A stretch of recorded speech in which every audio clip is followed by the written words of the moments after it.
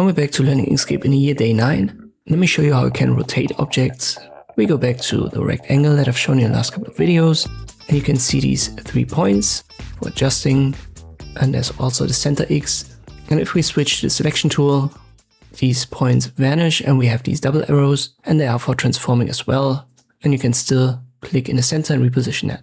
But if you click on it again, so a simple left click, you can see how these double arrows change, and the ones on the corner you can now use for rotation, and the symbol in the middle has also changed. This is now the rotation center. This should snap to certain points.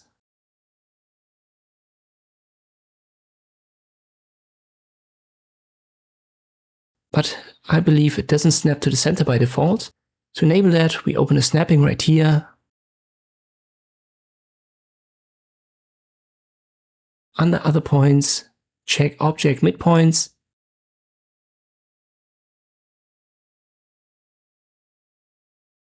And obviously make sure that the entire snapping is enabled, which is also this magnet icon right here.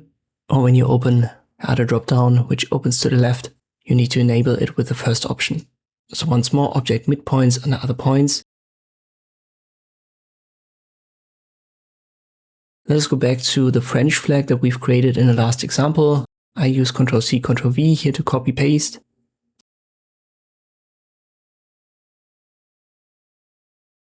Ctrl+V here again. We need 3. I give it different swatches, but first let me make it a bit bigger. So first one we make blue, second one white, third one R-cube red.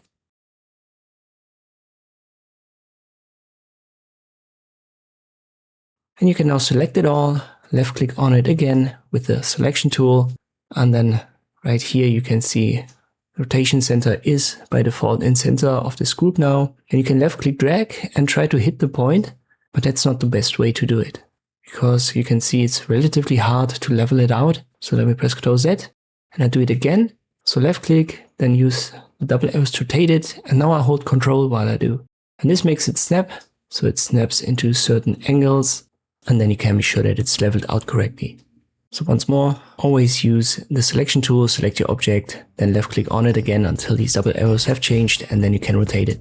I hope this video was helpful, thank you for watching, and I'll see you next time.